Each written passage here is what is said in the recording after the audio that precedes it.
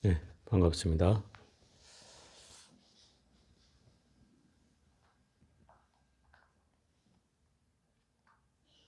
페이지 61쪽. 이게 맞나 모르겠네. 38 할 차례인가요?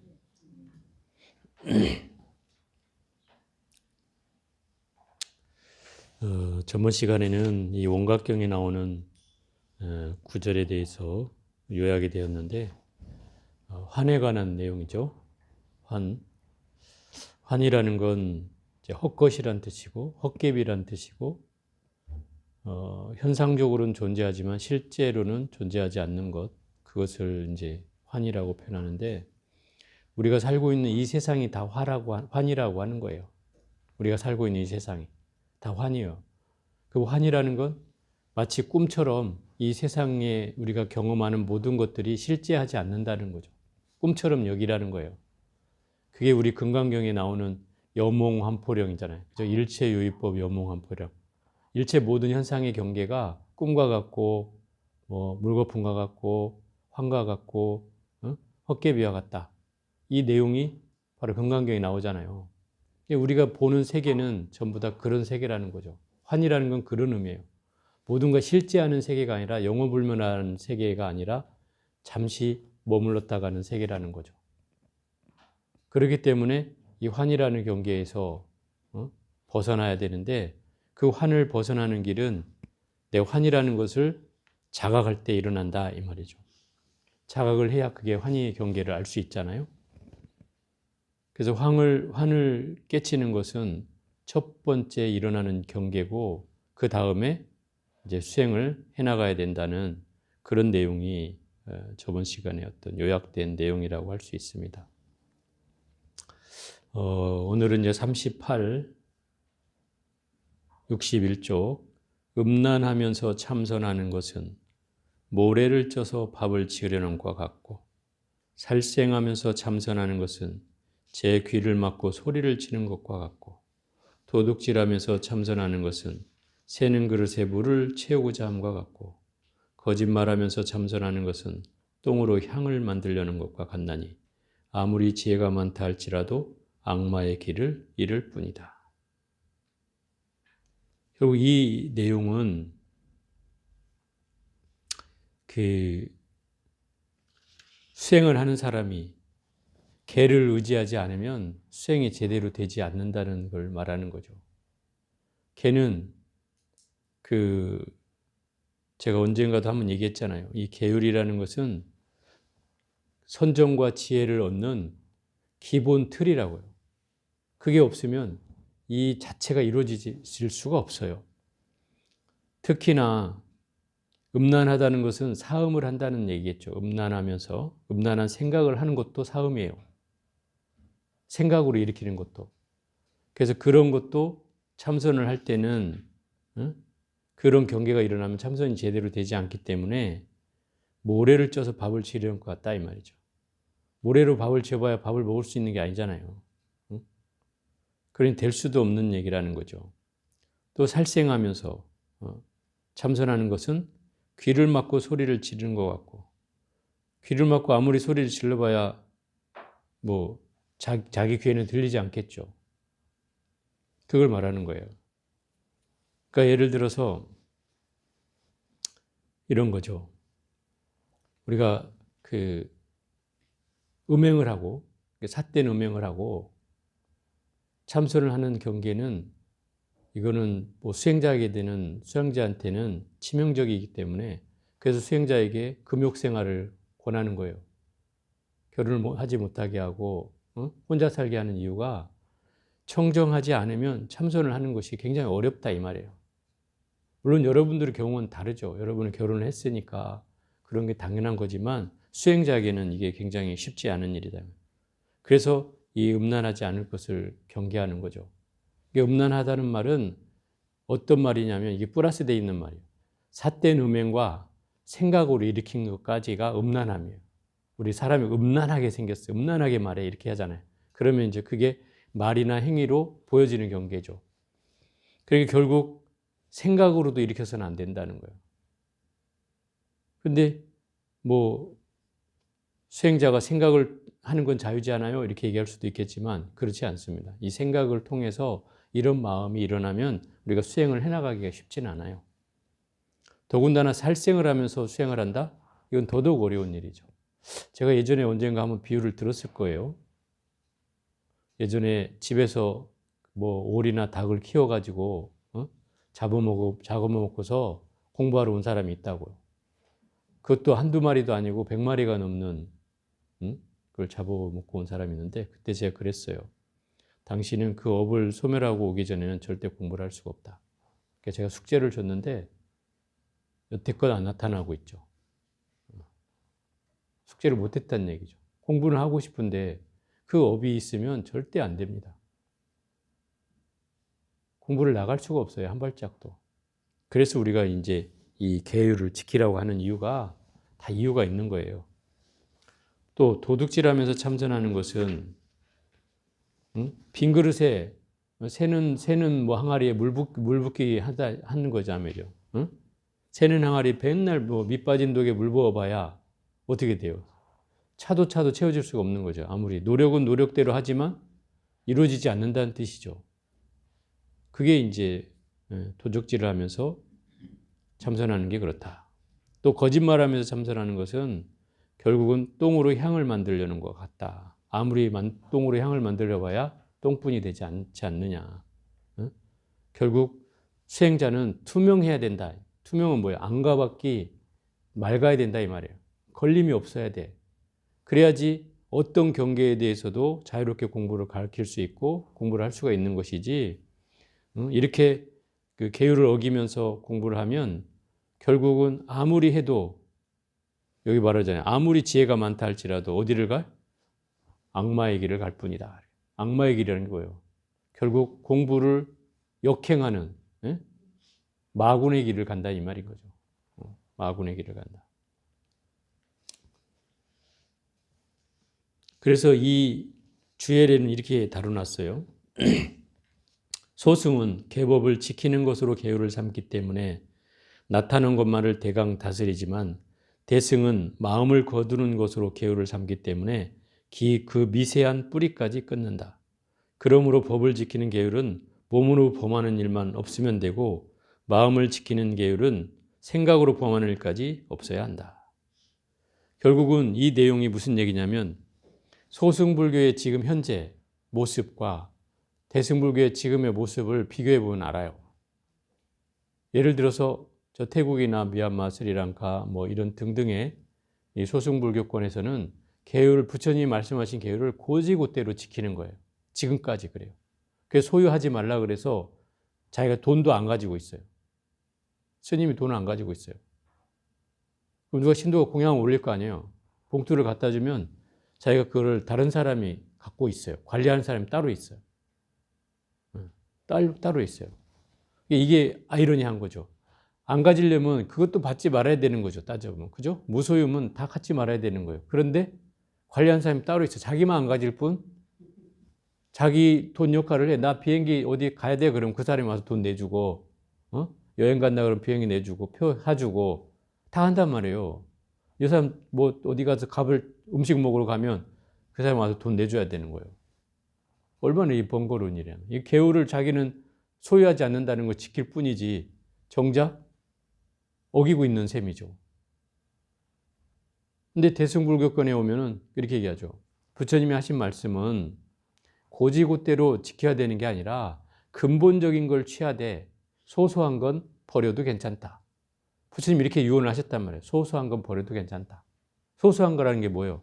아주 그때에 맞지 않고 시기에 맞지 않고 시대에 맞지 않고 문화에 맞지 않고 역사에 맞지 않으면 그런 건 버려도 된다. 이런 거예요. 그래서 우리가 시대를 달리하면서 변해 오잖아요. 처음에 계율의 분쟁이 생긴 이유가 뭐였냐면 바로 소금에 대한 그 문제였어요. 저장을 해야 되냐 말아야 되냐. 아주 더운 나라니까 인도는 40도가 넘는데 소금이 얼마나 필요해요. 그죠? 탈수 증세가 일어나면 소금을 먹어야 되기 때문에 소금을 비상식량으로 좀 저장하자. 스님들이 이렇게 주장하니까 한쪽에서는 무슨 소리, 스님, 부처님이 같이 말했다. 같이 말아야 된다. 이러고 이거 갖고 싸우는 거예요. 그래서 이게 대중부와 소승부가 나눠진 경계가 됐어요. 좀 진보적인 사람들은 유도리 있게 야 이거 지금 이 시대에 이 소금이 필요하고 부처님도 소소한 건 버려도 된다 하니 이런 건 좀 괜찮다. 또 밥 먹는 문제 가지고도 이제 점점점 도시가 커지고 도시가 커진단 말이에요. 그리고 점점점 스님들이 숲속으로 밀려나기 시작하니까 더 외진 곳으로 가게 된단 말이에요. 그러다 보니까 도시까지 나갔다 오는 시간이 한참 걸리는 거예요. 아침에 7시에 나섰는데 돌아오니까 12시가 넘었어. 말하자면 탁발을 해왔는데 그러면 안 먹어야 되냐 이 말인 거예요. 그런 문제가 이제 생긴 거예요. 그러다 보니까 그 한쪽에서 그러는 거죠. 한마디 정도는 우리 괜찮다. 한마디가 우리가 30분이에요. 30분. 30분 정도는 우리 유예를 하자. 30분이 좀 지났다 하더라도 뭐 거리가 멀어서 그러니 유예를 하자. 이렇게. 무슨 소리 한쪽에서는 또 그러는 거죠. 부처님이 12시 전까지는 안 돼. 이렇게 얘기했어. 그러니까 그걸 지켜야 돼. 한쪽이 이렇게 주장하고. 이러면서 계율이 이제 갈리기 시작한 거예요. 그리고 대승불교에 오면은 이 대중부 계율이 이제 고스란히 전해져 와서 주로 소소한 개는 버려지만 가장 핵심은 뭐냐면 근본적인 걸 취해라. 그리고 마음으로 일으킨 것까지 우리는 다스려야 된다. 그게 수행하는 자는 가장 필요한 일이다. 이래갖고 대승불교는 심지계라고 하고, 그 다음에 소승불교는 그냥 계율만을 지키는 걸 얘기하는 거죠. 그게 다른 거예요. 심지계는 뭐냐면 마음으로 일으키는 것까지도 죄에 해당한다 이 말이에요. 계율을 범하게 된다. 내가 마음으로 살생하고 마음으로 도둑질하고 마음으로 사음하고 마음으로 거짓말하면 이것도 죄다 이 말인 거예요. 그래서 마음으로 일으킨 것까지도 죄로 삼았어요. 그러다 보니까 오히려 어떤 마음으로 일으킨 청정함까지 청정함을 가져야 되기 때문에 청정함에 어긋나는 것들은 다 죄로 본 거죠. 그래 계율에 어긋나는 거라고 얘기를 했던 거예요. 그런데 저 동남아시아는 이런 거죠. 말하지 않은 건 해도 된다. 이렇게 얘기하는 거죠. 그래서 부처님 술 먹지 마라 그랬지 담배 피지 마라고 그런 거 아니다. 이라고 담배는 펴. 이런 방식이다 이 말이에요. 그러니까 이게 결국은 부처님의 계율에 국집했다는 거죠. 집착하는 거죠. 그 계율만 안 지키면 된다. 안 지키면 된다. 이런 걸 집착하고 그 근본적인 것은 안 지켜도 되고 이렇게 되는 거죠. 그래서 오히려 술이라고 하는 걸 부처님이 금한 이유를 우리가 근본적으로 따져봐야죠. 그죠? 술이라는 건 사람을 취하게 하기 때문에 하지 말라는 거다. 그러면 취하게 하는 것은 뭐든지 하지 말아야 되는 거죠. 요즘 말하는 그 마약이라든지 또 내지는 담배라든지 이런 것들이 다 사람을 취하게 하는 거잖아요. 그럼 그런 것들도 넓은 의미로 보면 술에 해당되는 거라고 할 수 있죠. 부처님이 술을 금한 뜻이. 그렇잖아요. 그럼 그것도 다 금해야 되는데 부처님이 술만 먹지 말아 했다고 담배는 피고 마약도 하고 이러면 되냐 이 말인 거죠. 그래서 이게 지금 태국 같은 데는 심각해요. 그 마약하는 젊은 친구들이 많아져 가지고 아주 심각해요. 그런 문제들이 이제 생겨난다 이 말이에요. 아마 이거를 좀 더 우리가 그 연구를 해봐야 될 필요성도 있지만 어쨌든 우리하고는 다른 어떤 방식이다 이 말이죠. 그래서 불교는 마음으로 일으킨 경계까지도 다스리는 것이 이 대승불교의 핵심이기 때문에 그래야지 우리가 미세한 마음으로 일으킨 경계까지도 다 해결해야 그래야 깨달음을 나가는데 훨씬 도움이 된다 이런 얘기죠. 그래서 이 소승불교계는 몸으로 범하는 것만 없애면 되는데 이 대승불교는 생각까지도 범해서는 안 된다라고 하는 걸 얘기하고 있는 그 계율이다. 결국 우리가 음행을 하지 말아야 되는 이유는 음행은 청정함을 끊기 때문이고 살생을 하지 말아야 되는 이유는 자비심을 끊기 때문이고 자비 종자가 없어진다 이 말이에요. 또 도둑질을 하면은 복덕의 종자를 끊게 되고 거짓말을 하면 진실의 종자가 끊어진다 이 말이에요. 그럼 결국 우리가 수행을 해나가기 위해서는 청정함도 있어야 되고 자비심도 있어야 되고 복과 덕도 있어야 되고 진실함도 있어야 하고 또 지혜로움도 있어야 되잖아요.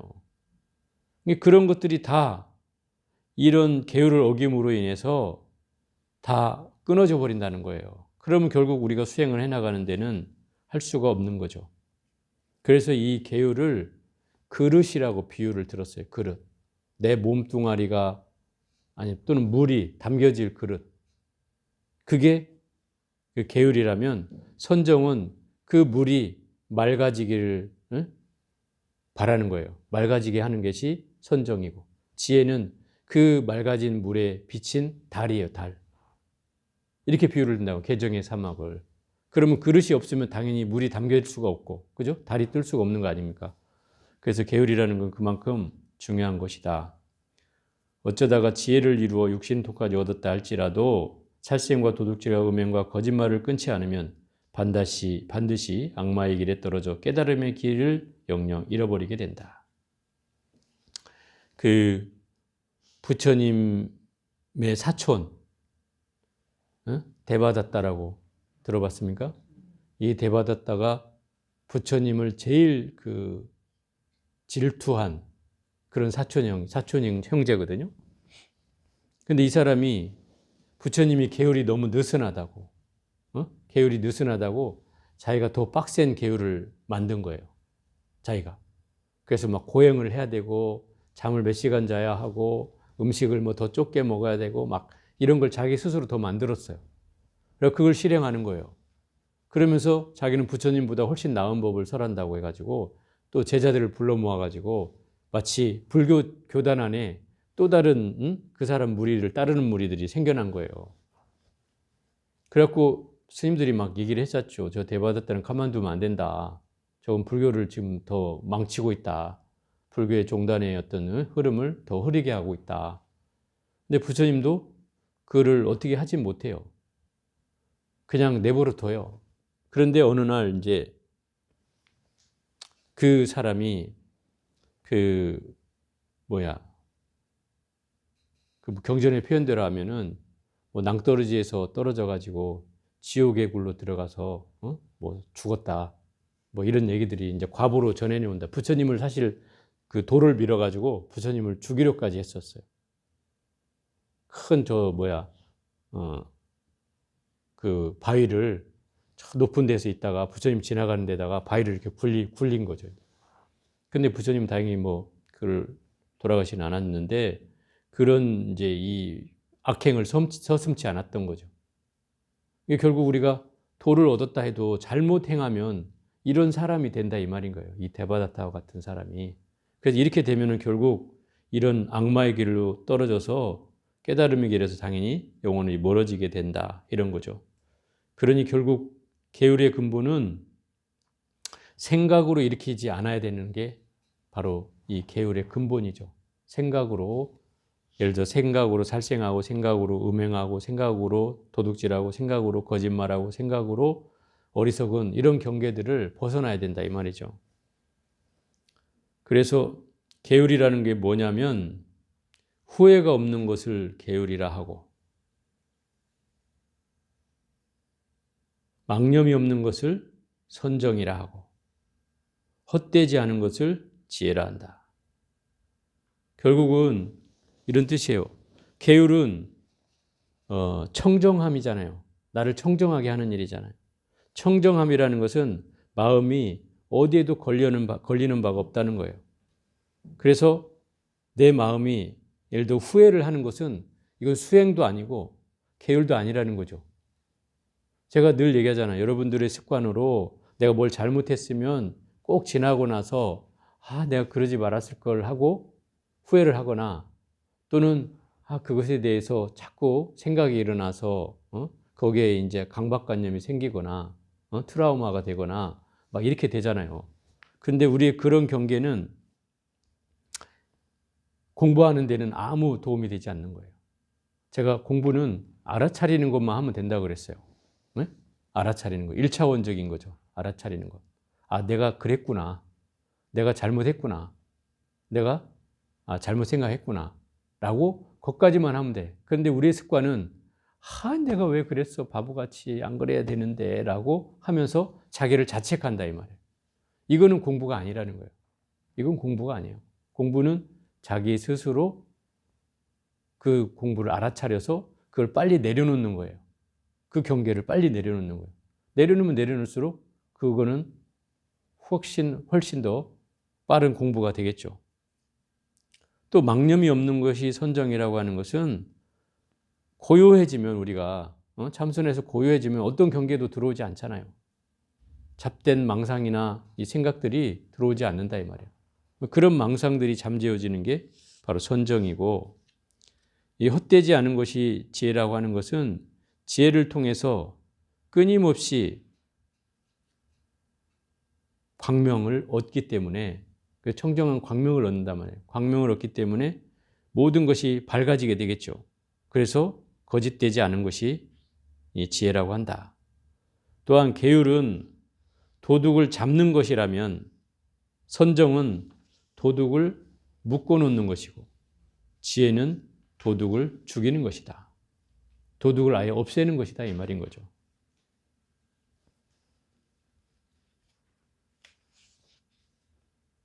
그러니까 이 도둑을 이렇게 한번 비유를 들어볼게요. 예를 들어서 우리가 눈에 보이는 경계에 내 시선이 빼앗겨서 막 뭔가를 보고 있으면 내가 거기에 생각이 딸려가요, 안 딸려가요? 딸려가죠. 그런 동안에 나는 놓치고 있는 거죠. 내가 뭐 하고 있는지 놓치고 있잖아요. 그죠? 또 귀에 소리에 빠져서 막 음악을 듣는다든지 막 하고 있으면 내가 그 소리에 빠져서 막 끌려가잖아요. 그럼 내가 그 음악을 듣고 있는지 뭐 하고 있는지 시간이 흘러갔는지 마는지도 모르는 때가 있잖아요. 마찬가지로 우리가 눈, 귀, 코, 혀, 몸, 생각으로 일으켜지는 모든 경계에 따라서 마음이 계속 어떻게 돼요? 휩쓸려 가겠죠. 이게 내가 그 도둑을 당한 거와 맞단 말이에요. 뭘 도둑을 맞아? 마음을 도둑 맞았다 이 말이에요.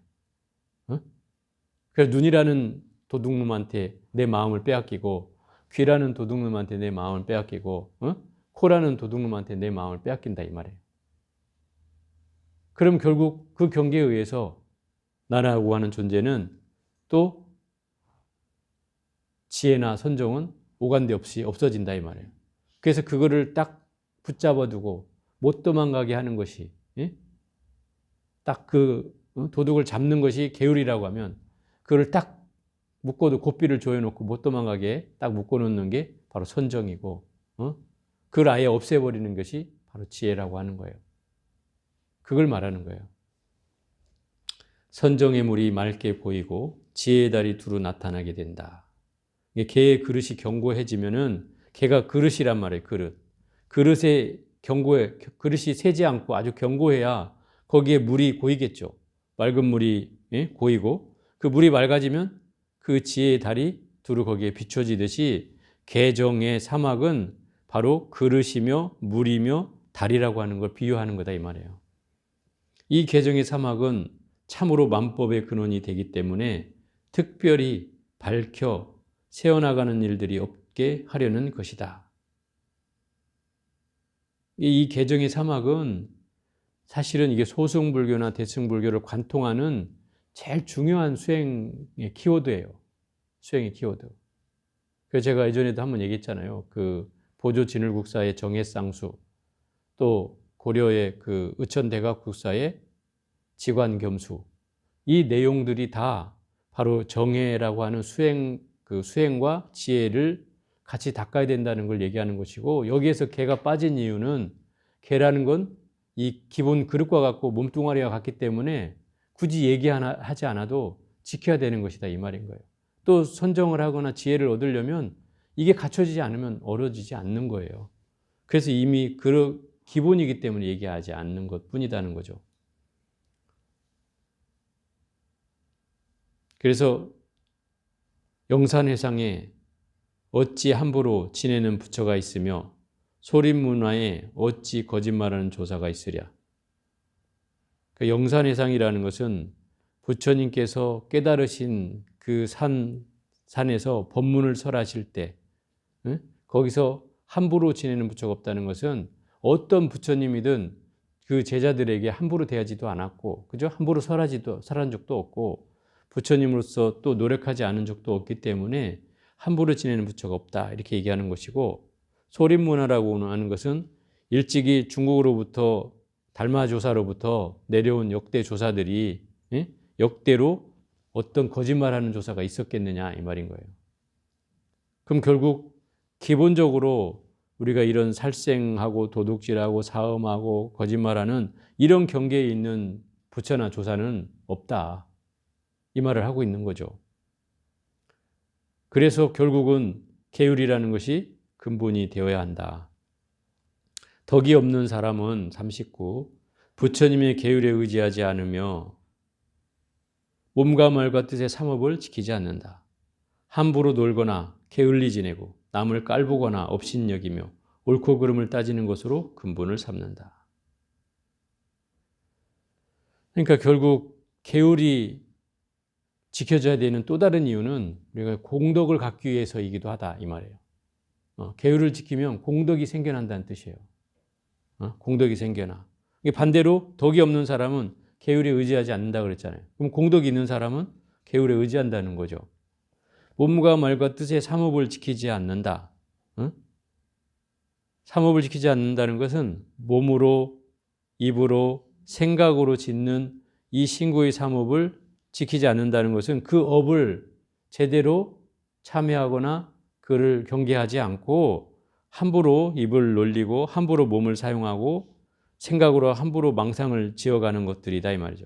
그로 인해서 결국 남을 깔보거나 업신여기며 옳고 그름을 따지는 것으로 근본을 잡는다. 그냥 내나 시시비비로 자기 삶을 살아가는 거예요. 그런 삶을 산다는 것은 그것은 결국은 업을 지을 뿐이지 수행하고는 오히려 멀어지는 일이다 이 말이죠. 한번 마음 계율을 깨트리면 온갖 허물이 함께 일어난다. 이게 우리가 그 심지계라고 분명히 얘기했잖아요. 그 심지계는 마음으로 일으킨 경계를 말하기 때문에 마음 바탕으로 내가 청정해지지 않거나 마음 바탕으로 뭔가 살생의 생각을 일으키거나 투도하는 생각을 일으키거나 거짓말하는 생각을 일으키거나 음하는 생각을 일으킨다면 그것은 결국 모든 허물이 함께 일어나서 우리의 공부의 경계를 깨트려 버린다. 이와 같은 마군의 무리들이 말법 시대에 불붙듯 일어나서 정법을 어지럽게 하나니 공부하는 이는 잘 알아두라. 사실 이거는 이 시대에도 서산대사 시대에도 이랬다는 거예요.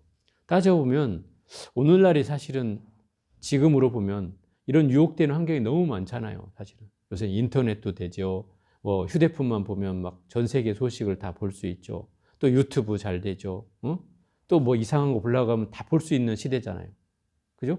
그러다 보니까 이런 유혹된 환경은 더 많죠. 그런 데서 청정함을 유지한다는 건 쉬운 일은 아니에요. 그런 환경에서.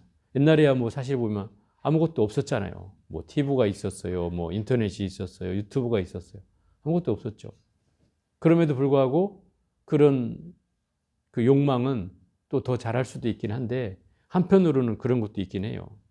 이런 게 눈에 보여지니까 우리가 인터넷으로 쉽게 찾아볼 수 있고 이러니까 오히려 또 어떤 면에서는 좋은 면, 긍정적인 측면을 보면 한풀 이렇게 뭐라 그래 욕망이 좀 잠재워진다? 이런 것도 있을 수 있어요. 눈요기도 되고 하니까. 그렇지 않아요? 그런 경계가 있어요. 사람이 정말 없는 곳에 한번 살아본 적 있어요, 여러분들은? 인적이 없는 곳에서 살아보면 한 3개월만 살아도요. 네? 사람의 그림자만 보여도 좋아져요. 네?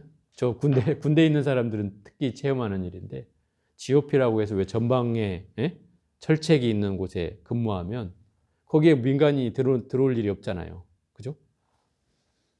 근데 일주일에 한 번씩 그 PX 차량이 이제 들어와요. PX 뭐 물건 가자나 뭐 이런 가조로 들어오면 우리 때는 이제 황금색이 칠해져 가지고 눈에 확 띄어요. 한 1km, 2km 오면 눈에 띄어요. 왜냐하면 다 초록색이잖아요. 군대는 막 나무도 초록색이고 사람들도 다 군복도 초록색인데 노란색이 딱 차가 오면 사람들이 뭐라고 하냐면 황금마차다 그래. 황금마차. 그거 하나 오면 기분이 너무 좋은 거죠. 그런데 그 민통선 밖으로 치마를 입은 사람이 하나 지금 할머니라도 치마를 입은 사람이 하나 지나가면 여자다 그래. 신기하죠. 근데 제가 이제 가만히 생각해 보니까 저는 이제 혼자 토굴에서 한 3개월, 4개월을 이렇게 살아본 적이 있단 말이에요. 그러면 주변에서 말소리가 나면 되게 반가워요. 그냥 반가워요. 나한테 찾아오는 게 아니어도 지나가는 말소리인데도 듣고 있으면 반가워요. 그냥. 그 사람의 그 소리가 들린다는 게 반가워요. 되게 이제 그래요. 사람이 그리워진다 이 말이에요. 사람을 못 보고 살면. 그게 이제 근본적으로 우리가 가지고 있는 그런 거예요. 그런데 만약에 사람이 찾아오잖아요. 너무 반갑죠, 처음에는. 벗은 발로 뛰어갈 만큼 반가워요. 한 3개월 만에 사람을 보면 반가워. 근데 한 10분도 안 돼서 힘들어져 또. 아, 빨리 안 가나? 이런 생각이 드는 거예요. 반대로 감정이. 참 이게 이율배반적이죠. 금방 좋았다가 금방 이 마음이 바뀌는 거예요. 왜냐하면 내가 혼자 조용히 살았던 그 습이 있잖아요. 그게 금세 이제 어그러진 느낌이 드니까 그런 어떤 보상 심리 같은 게 생기는 것 같아요. 그래서 우리가 그런 경계를 만나보면은 이 사람이 그리운 경계를 만나보면 그것이 얼마나 쉽지 않음을 알 수 있는 거예요.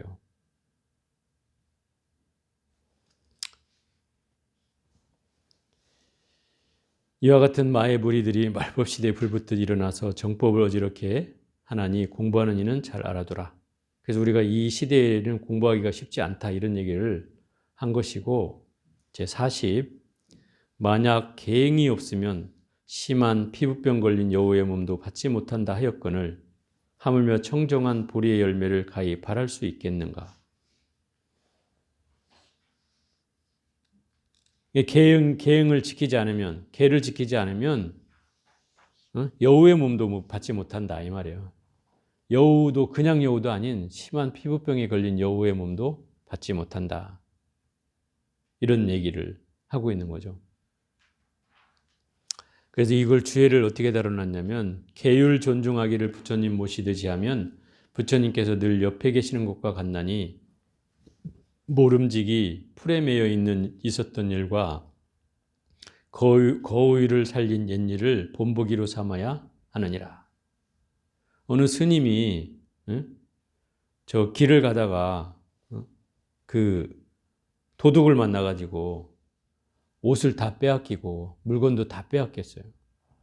그래갖고 뭐 깨 홀딱 벗겨가지고 스님을 죽이진 않고 다행히 그 풀을 엮어가지고 스님을 묶어놓은 거야.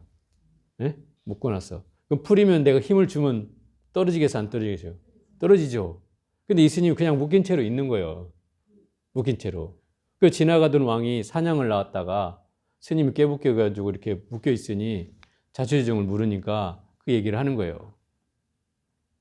나는 이 풀조차도 끊어내고 싶지 않다. 그래서 내가 지금 이러고 있는 것이다 라고 하니까 왕이 그걸 감명받아가지고 지금 같으면 웬 또라이야 이렇게 할 텐데 그때는 왕이 감명을 받아가지고 그분한테 귀의를 하고 그랬다는 거예요. 이게 이제 그런 일이고 하나는 이제 거의를 살린 일인데 이제 보석을 이렇게 연마하는 집에 가가지고 비구가 탁발을 갔단 말이에요.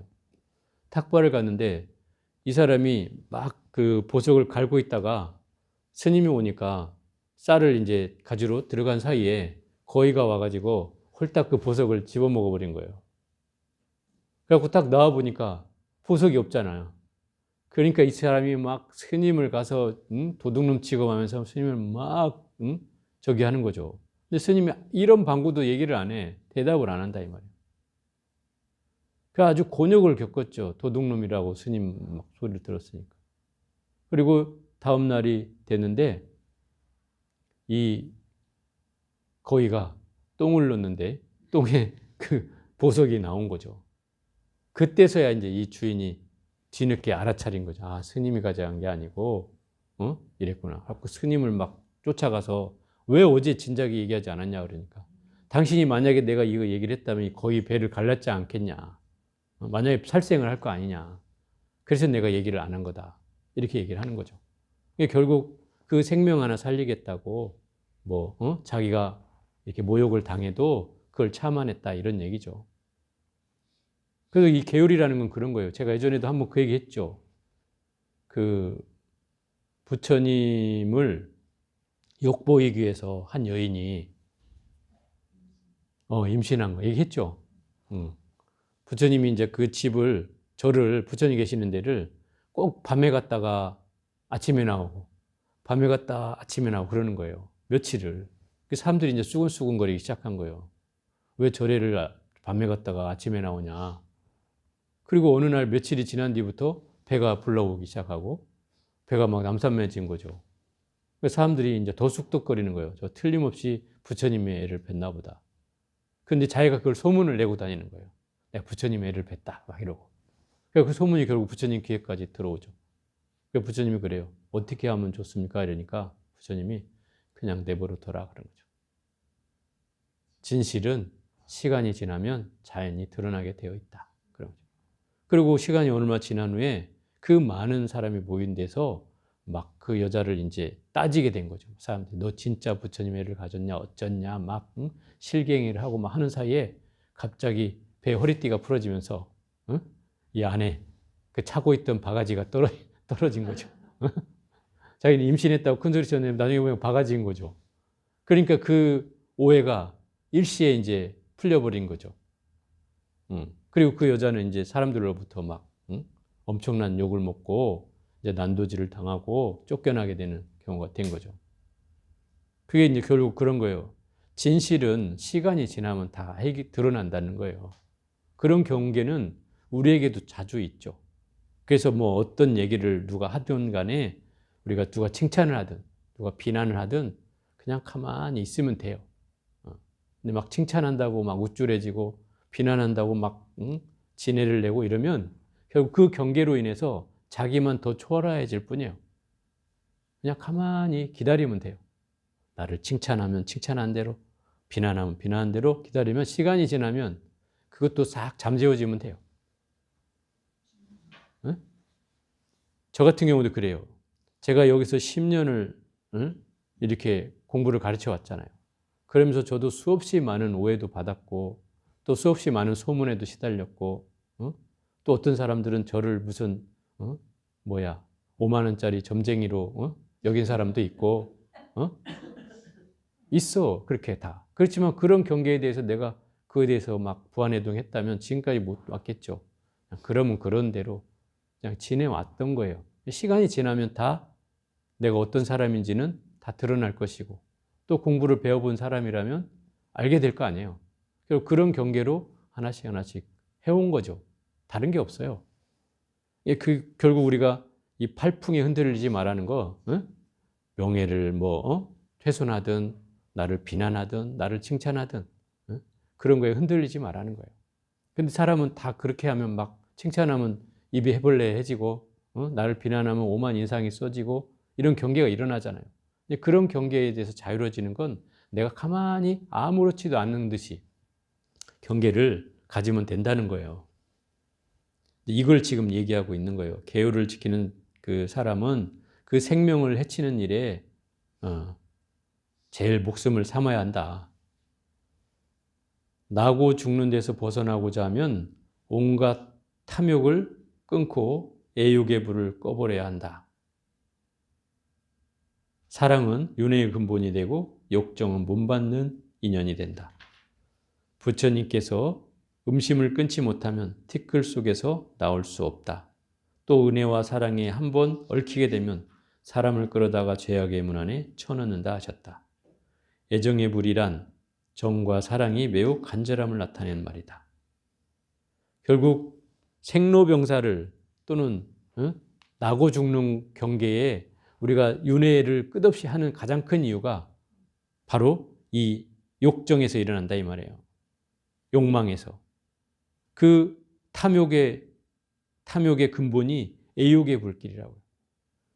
그것이 있기 때문에 우리는 그 음심이 일어나고 그 음심이 통해서 또 뭔가 사랑이 만들어지고 그래서 뭔가 생명이 또 탄생되고 하게 되면서 또 윤회를 하게 되는 거잖아요. 이게 우리가 연기법에서도 나오지만 그 애라고 하는 게 바로 그런 뜻이에요. 우리 과거로 얘기할 땐 탐애라고 하잖아요. 탐애. 탐은 그 욕심내는 걸 말하고 애는 그리워하는 걸 말한다 이 말이에요. 이걸 더 정확히 표현하면 탐이라는 건 내가 가지고 있는데도 더 갖고 싶은 마음이라면, 애라고 하는 말은 부족해서 생기는 마음이다 이 말이에요. 부족해서. 예를 들어 우리가 애정결핍 뭐 이렇게 하면 사랑이 부족해서 뭔가 그리워하는 마음이 더 커지잖아요. 그래서 애라고 표현하는 거고, 탐이라는 건 우리가 있는데도 더 갖고 싶어 하는 마음이죠. 충동적으로 우리가 뭔가를 얻으려고 하는 마음, 충동 구매를 한다든지 내 집에 있는데도 자꾸 생각이 안 나고 물건을 보면 또 사고 싶어지는 마음이 일어난다든지 이런 거죠. 이런 게 탐이에요. 그럼 결국 이 탐해라는 말은 애욕과 욕망이 같이 곁들여진 말이고, 이 두 가지 경계가 결국은 우리가 윤회하는 씨앗이 된다는 뜻이에요. 그러면 윤회를 안 하려면 어떻게 해야 돼요? 그 욕망으로부터 자유로워야겠죠. 그래서 그 욕망을 알아차려야 돼요. 내가 이런 욕망이 있구나. 또 그리고 여기에 내가 궁핍해야 하는구나. 늘 여기에 걸리면 마음이 자꾸 끌려가는구나. 이런 경계를 알아차려야 하죠. 그래서 이 마음으로부터 일어나는 경계를 끊어내야 그 번뇌로부터 벗어날 수가 있어진다는 뜻이고, 결국 그 탐해라고 하는 욕망이 나를 이 생사의 문으로부터 자유롭지 못하게 할 뿐만 아니라 여기서 말한 대로 하면 죄악의 문으로까지 나를 쳐넣어 버린다는 거잖아요. 그럼 죄악이라는 건 결국 죄를 짓게 된다는 거죠. 그걸로 인해서. 결국 그래서 이런 말들을 하게 되는 거예요. 지금 우리가 오늘 배운 장들은 주로 계율에 관한 내용이고, 그 계율 중에서도 더 핵심적으로 말한다면 음란한 생각을 갖는 것. 이것이 결국 모든 욕망을 만들어내고, 그 욕망이 결국 생사윤회를 통해서 끊임없이 우리를 헤매게 만든다. 그럼 그 욕망으로부터 자유로워지는 길은 그것을 알아차리는 길이고, 그로부터 벗어나는 길이다. 그래서 그런 그 수행자는 여기로부터 멀어져야만 한다. 그 멀어지라는 말은 정말 끊어내야만 할 것인가? 한번 우리 생각해 봐야 될 대목도 있다. 이 원각경에서는 끊어내지 못하면 전환하라 이렇게 얘기하거든요. 전환하라. 욕심이 많아서 욕심이 끊어지지 않으면 자비로움으로 승화해라. 이렇게 얘기하고 있다 이 말이에요. 그 자비로움으로 어떻게 승화하냐? 어떤 사람이 물었어요. 스님, 말은 이해가 되는데 어떻게 하라는 말입니까? 이렇게 제가 그랬어요. 이 탐해는 나를 위한 일을 하는 건 탐해다. 나의 욕망을 실현하기 위한 건 탐해인데, 자비는 어떤 거냐? 다른 사람의 이익을 위해서 하는 거다. 많은 사람 이익을 위해서 하는 거는 자비다. 그게. 그러면 나 혼자 먹고 살겠다고 하는 이익보다 다른 사람을 위한 마음을 내라. 그러면 그게 자비로움으로 전환되는 것이다. 이 말인 거죠. 그렇게 된다면 이 욕망을 우리가 좀 더 제어할 수 있지 않겠냐. 그래서 내 욕망이 탐욕이 많은 사람은 봉사를 하는 것도 좋다 이 말이에요. 모든 사람을 위한 봉사를 자꾸 하다 보면 그 욕망이 훨씬 더 줄어들 수도 있어요. 그리고 마음이 그런 욕망들이 줄어들고 다른 사람을 위한 뭔가 헌신이나 봉사하는 것이 내 삶의 큰 기쁨이 될 수도 있다. 그러면 이제 그 욕망이 좀 제어되는 측면도 있다 이 말인 거예요. 우리가 지금 이 성가기감을 지금 12주째 이렇게 공부를 하고 있습니다. 아마 오늘이 마지막 법회의 날이고, 나머지는 이제 다음 학기에 여름 안고 때 이제 하게 될 것 같고요. 그래서 오늘 이 성가기감의 내용을 저도 사실 이번에 처음 공부해 보거든요. 근데 내용들이 아주 주옥 같은 말들이 많고, 또 경전에 그 나오는 내용들의 핵심적인 구절들을 다 인용해서 뭐 원각경, 금강경, 무슨 선사어록 뭐 등등의 모든 내용들이 총망라되어 있는 책인 것 같아요. 배우면 배울수록 뭔가 주옥 같은 글들이고, 이걸 그 서산대사께서 말씀하실 때 그 얘기 했단 말이에요.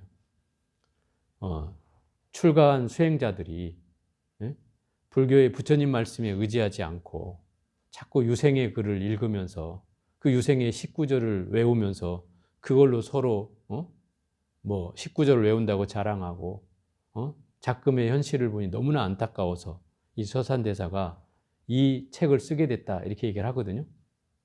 그럼 불교를 제대로 배우지 않는다는 거죠. 수행자들이.